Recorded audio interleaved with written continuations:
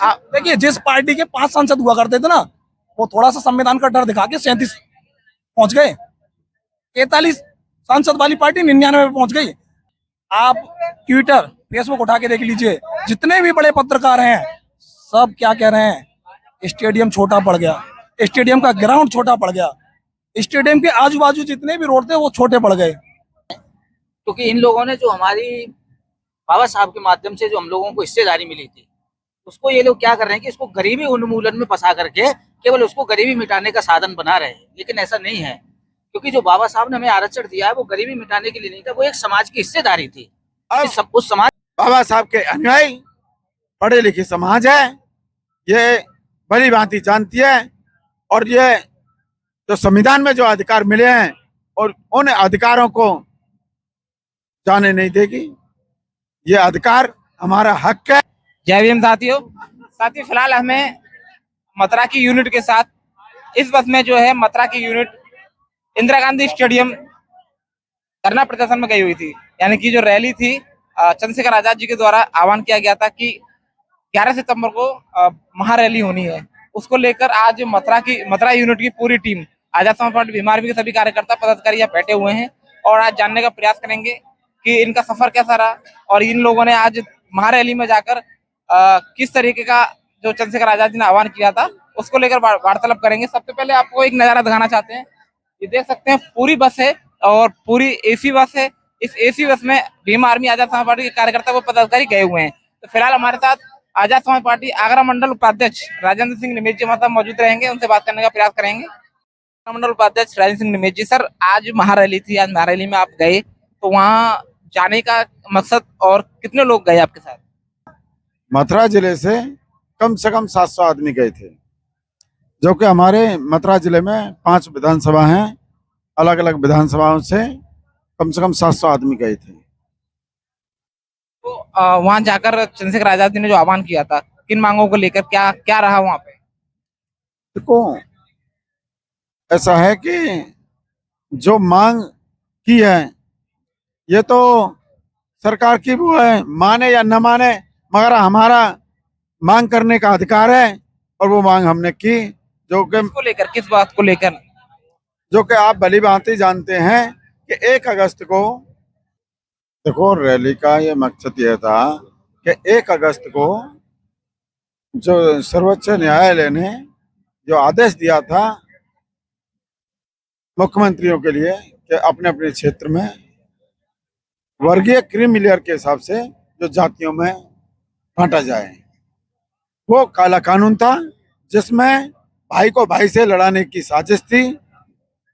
उसी के आह्वान पर भाई एडवोकेट चंद्रशेखर आजाद जी ने उसका विरोध किया और आह्वान किया कि 11 सितंबर 2024 को दिल्ली में हम इसका विरोध करेंगे और पूरे देश से जो आज इंदिरा गांधी स्टेडियम में पूरे देश से जो लोग आए हैं, और मैं कहना चाहता हूं कि जो लोग मनुवादी व्यवस्था के लोग हैं, जो कि आरक्षण के पीछे पड़े हुए हैं, मैं उनसे ये कहना चाहता हूं कि जो 5000 साल पहले जो आपने जो हमको जो आरक्षण दिया था उसे खत्म नहीं करेंगे कि इनको पानी नहीं पीने दिया जाता था, हम लोगों को पढ़ने तक का अधिकार नहीं था, हमसे बहुत छुआछूत करते थे, हमको इतना पीड़ित किया जाता था, मगर उस जो आरक्षण दिया उसे खत्म नहीं करेंगे। जो बाबा साहब ने 1956 में जो आरक्षण दिया हमें,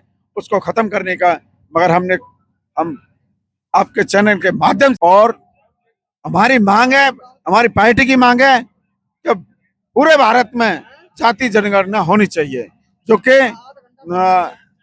2010 से अभी तक भारत में जनगणना नहीं हुई है और जाति जनगणना तो आज तक हुई नहीं है, मगर हमारी मांग है कि पूरे भारत में जाति जनगणना आपके होनी चाहिए। फिलहाल हमारे साथ मौजूद हैं पूर्व में रहे मंडल उपाध्यक्ष ओम प्रकाश आजाद जी, तो हम इनसे भी बात करने का प्रयास करेंगे। सर क्या लग रहा है आपको, जिस तरीके से आप महारैली में गए, वहाँ आह्वान हुआ, चंद्रशेखर आजाद जी के जो सोच विचार है उसको लेकर सरकार किस तरीके का एक्शन लेना चाहिए?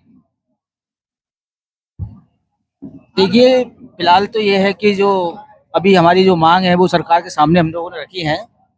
अब ये सरकार इस पे क्या अपना मतलब स्टेटमेंट देती है, वो आने वाले जो सरकार की नीतियों पर जाहिर होगा कि वो क्या देना, इसके बारे में क्या अपनी राय देंगे। लेकिन भाई ने जो मांग की है वो कई प्रकार से इन लोगों के लिए मतलब एक बहुत बड़ी मतलब परेशानी का सबक है, क्योंकि ये लोग हमेशा इस तरह की मांगों से अपना मुंह छुपाते चले आए हैं। की हिस्सेदारी जिस समाज को हजारों सालों से इन लोगों ने देश की बहुत सारी मूलभूत जो हमारे देश के जो साधन से उनसे दूर रखा।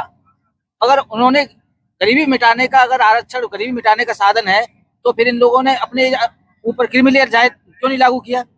करना चाहिए ना, क्योंकि जो जनरल में लोग हैं उनके लिए भी तो इन्होंने क्या किया है कि ईडब्ल्यूएस के तहत जो गरीबी दिखा करके कि जो जनरल में लोग गरीब हैं उनके लिए हम ईडब्ल्यूएस के तहत इनको 10% अलग से आरक्षण देंगे। चलो अच्छी बात है। तो भाई जब आप अपने जनरल के आरक्षण में गरीबी वाला जो आप लोगों ने ये प्रोपेगेंडा तैयार किया है वो आप अपने लिए भी तो कर सकते हैं। इसीलिए भाई ने जो 3 मांगे रखी हैं कि जो इस देश का जो वंचित समाज है उसकी गरीबी मिटाने के लिए अलग से हमें ईडब्ल्यूएस के तहत 10% आरक्षण मिलना चाहिए। ओबीसी समाज को उसको उसके जो वर्तमान में जो आरक्षण है उससे अतिरिक्त 15% मिलना चाहिए। जातिगत जनगणना होनी चाहिए। और भी बहुत सारे जो हमारे जो मुद्दे हैं उनके ऊपर भाई ने आज जो इंदिरा गांधी स्टेडियम से जो आवाज़ लगाई है उसके लिए सरकार को सोचने पर विवश किया है। और जो आगे की जो रणनीति होगी हम वो भाई जो पार्टी के जो शीर्ष नेतृत्व है उसकी जो पार्टी की जो कोर कमेटी है उसका जो आदेश होगा उसके हिसाब से हम लोग फिर आगे के लिए अपनी रणनीति तैयार करेंगे और फिर संघर्ष के लिए दोबारा से निकलेंगे। धन्यवाद सर। फिलहाल हमारे साथ मैं आपके चैनल के माध्यम से एक बात और कहना चाहता हूं इस सरकार से कि इन्होंने जो वर्गीय क्रीमी लेयर का हिसाब बनाया है कि जो 8 लाख से ज्यादा कि जो एक साल में आमदनी है वो जैसे मान के चलो संपन्न हो गए हैं जो लोग, उनको आरक्षण से अलग कर दिया जाए। मैं इनसे कहना चाहता हूं कि अगर उनको आरक्षण से अलग कर दिया गया और ये कहते हैं कि वो जनरल में जाके फाइट करें, जब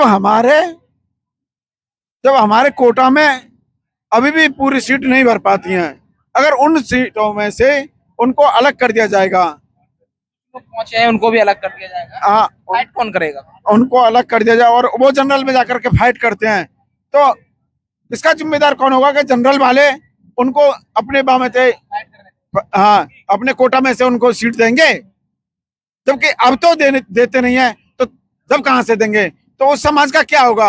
आज तो वो संपन्न है ना, आज तो इनको वो संपन्न दिख रही है, मगर ये उन लोगों को कमजोर करने का षड्यंत्र है इनका। कि 8 लाख आमदनी है, मंथली अगर देखा जाए तो 60,000 के समथिंग आता है। अगर उसकी श्रेणी में जो व्यक्ति आता है उसको क्रीमी लेयर के तहत वर्गीकरण में डाला जाएगा। लेकिन यहाँ आप देख सकते हैं, मेरा मानना यह है कि अगर आप देखेंगे तो मजदूर लेवल के लोग हैं, इनकी जो है उतनी सैलरी नहीं होगी। ये लोग संघर्ष करने के लिए दिल्ली गए थे महारैली में शामिल होने के लिए, और इनको जो है ऐसी क्या जरूरत पड़ गई तो इन्होंने संघर्ष किया। चलिए अभी फिलहाल हमारे साथ एडवोकेट भी मौजूद हैं, और एडवोकेट जो है एक तरह से क्रीमी लेयर वर्गीकरण के बारे में पूरी तरीके से नॉलेज रखते हैं। तो हमारे साथ अभी एडवोकेट बैठे हैं और वकील साहब से बात करने का प्रयास करेंगे। सर बहुत बहुत स्वागत है आपका। स्वागत, आपका भी स्वागत है। आप ये बताइए सर, आप एक लॉयर हैं और जहाँ तक है क्रीमी लेयर के बारे में आपको ज्यादा नॉलेज होनी चाहिए, तो सर क्या लगता है जिस तरीके से क्रीमी लेयर के तहत वर्गीकरण जो किया जा रहा है क्या वो ठीक है? देखिए, क्रीमी लेयर के बारे में जानने से पहले आपको थोड़ा सा पीछे जानना पड़ेगा। ये जो मनुवादी सरकारें हैं, संसद का काम होता है कानून बनाना, लेकिन हमारे देश में उल्टा ही सिस्टम चल रहा है। संसद से हटकर ये मनुवादी सरकार क्या कराती है कि सुप्रीम कोर्ट में इस तरीके के अपने लोगों को भेज के रेट दायर कराकर और वो इस तरीके के मुद्दों को हवा देती है। और सुप्रीम कोर्ट जिसके कि खुद के माननीय सुप्रीम कोर्ट में 80,000 के करीब केसेस पेंडिंग पड़े हैं, उन पे ध्यान ना देके दबे कुचले दलित शोषित पीड़ितों के खिलाफ जो भी मुकदमे जाते हैं सुप्रीम कोर्ट एकदम एक्टिव हो जाता है, विद इन 10 से 15 दिन में उसका फैसला दे देता है। तो देखिए, ये जो सरकारें हैं, जब सरकार को लगा ईडब्ल्यूएस कोटा लेके आए ये लोग, इन्होंने रातों रात मात्र 2 घंटे में उसको पास करके राष्ट्रपति के साइन करा के कानून बना दिया, जहां दबे पिछड़े SC ST माइनॉरिटी के लोगों के हक अधिकार की बात आती है, सरकार ने पीछे हट जाती है। अब वर्गीकरण, देखिए वर्गीकरण सरकार क्या है, सरकार ने आपस में लड़ाने के लिए सुप्रीम कोर्ट के द्वारा इस तरीके का एक फैसला दिलवा दिया। अब हो क्या रहा है कि एक SC ST में जो थोड़ा सा लोग अपनी मेहनत के दम पर और बाबा साहब के आरक्षण की वजह से पढ़ के नौकरियां पा गए हैं, और जो समाज थोड़ा बहुत पिछड़ रहा है, तो वो आपस में अब ये क्या सोच रहे हैं कि साहब वो हमारा हिस्सा खा गए। भाई कोई किसी का हिस्सा नहीं खा रहा है, आप मेहनत कीजिए, आप आगे आएंगे। हम तो ये कह रहे हैं कि जिस तरीके से 10% EWS के लिए दिया गया है, तो हमारे समाज में जो और जो बिल्कुल पिछड़े हुए लोग हैं, सरकार को चाहिए कि उनके लिए भी अलग से 10% की व्यवस्था करें। क्या वो जो EWS है वो सिर्फ क्या 2 या 3 जातियों के लिए है? तो सुप्रीम कोर्ट इन चीजों पे ध्यान नहीं देंगे। देखिए सीधी सीधी बात है, वहाँ सुप्रीम कोर्ट हो, संसद हो या मनुवादी सरकार है, वहाँ सब उन्हीं के लोग बैठे हैं, वो हमारे हक अधिकार पर हर तरीके से चोट करने का काम कर रहे हैं। मैटर ही नहीं है।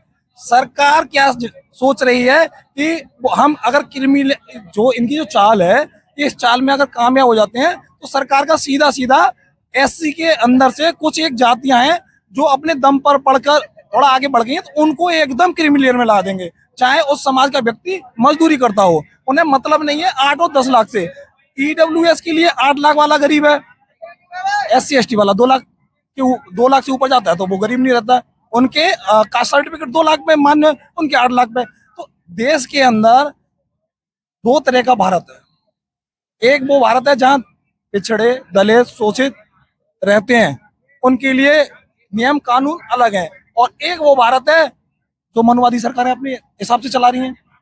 अब ऐसा नहीं होगा, क्योंकि SC ST माइनॉरिटी की अब बुलंद आवाज करने के लिए भाई चंद्रशेखर आजाद जी संसद के अंदर पहुंच चुके हैं, और वो भाई चंद्रशेखर आजाद जी पूरे समाज का 85% बहुजनों का इकलौता सांसद, वहां बैठे हुए 543 सांसदों के बराबर है, और भाई अपनी हर बात को बड़े ही बेबाक तरीके से संसद के अंदर रखते हैं। और आने वाले दिनों में देखिएगा कि जो भाई कहते हैं ना, वो सारी बातें इस देश में लागू होंगी। आपने कहा कि भाई चंद्रशेखर आजाद सबके हक की आवाज उठाते हैं, तो फिर इसमें वाल्मीकि समाज को प्रॉब्लम क्यों हो रही है? वाल्मीकि समाज को प्रॉब्लम नहीं है। अभी गाजियाबाद में काले झंडे वो देखिए, वो वाल्मीकि समाज के कुछ हमारे भाई जो बीजेपी में, बता तो रहा हूँ, मनुवादी लोग क्या करते हैं, वो हमारे बीच में से किसी व्यक्ति को उठाएंगे और उसी से इस तरीके का विरोध करवाते हैं। आप देख लीजिए SC ST में प्रमोशन का बिल जो 2000 तकरीबन 14 के करीब की बात है, 13-14 की, तो जब वो बिल फाड़ने वाला कौन व्यक्ति था? नगीना से सांसद रह चुका है, समाजवादी पार्टी का सांसद था, तो वो हमारे बीच का ही लोग। ये लोग क्या करते हैं, जितनी भी मनुवादी पार्टियां हैं, बीजेपी नहीं है, इस मुद्दे पे तो देखिए माननीय अखिलेश यादव जी का भी कोई बयान नहीं आया आज तक। तो ये सब मनुवादी पार्टियां हैं, जहां हमारे हक अधिकार की बात होगी कोई नहीं बोलेगा। राहुल गांधी जी कहते हैं कि साहब मैं दलित पिछड़ों का नेता हूं, कहाँ है? एक भी भाषण नहीं है संसद के अंदर, एक भी कोई डिबेट नहीं है कहीं पे भी SC ST वर्गीकरण के ऊपर। ये सब वोट पाने के लिए है। देखिए जिस पार्टी के 5 सांसद हुआ करते थे ना, वो थोड़ा सा संविधान का डर दिखा के 37 पहुंच गए। 43 सांसद वाली पार्टी 99 पे पहुंच गई। सबको पता है अगर इस देश के अंदर आगे बढ़ना है और कुछ करना है तो बाबा साहब को पकड़ लो। यहाँ देश के अंदर चाहे वो पढ़ा लिखा व्यक्ति है, वो किसी भी समाज का है, वो बस बाबा साहब को पकड़ लेता है तो वो रातों रात स्टार बन जाता है। हमारे लोगों को सोचना चाहिए, जो हमारे आंदोलन में आए, हमारे हक अधिकार की बात करे, ऐसे लोगों को फॉलो करो और ऐसे लोगों का ही मान सम्मान बढ़ाओ। बाकी लोग बीच में आते हैं, अपनी फैन फॉलोइंग बढ़ाएंगे, नेतागिरी करेंगे और वो निकल जाते हैं। आज इंदिरा गांधी स्टेडियम गए आप महारैली को लेकर, आज कैसी महारैली रही और क्या रहा? देखिए, अब इसके बारे में मैं कहूँगा तो मैं पार्टी का पदाधिकारी हूँ, कार्यकर्ता हूँ और समाज का बेटा हूँ। आप ट्विटर फेसबुक उठा के देख लीजिए, जितने भी बड़े पत्रकार हैं सब क्या कह रहे हैं, स्टेडियम छोटा पड़ गया, स्टेडियम का ग्राउंड छोटा पड़ गया, स्टेडियम के आजू बाजू जितने भी रोड थे वो छोटे पड़ गए। तो भीड़ का तो अंदाजा मैं नहीं बताऊंगा, लेकिन जो जिसको अगर ऐसा लगता है कि भीड़ कम थी ज्यादा थी, वो एक बार ट्विटर फेसबुक ये सारी चीजें देख ले, पता लग जाएगा कि आज रैली नहीं महारैला था।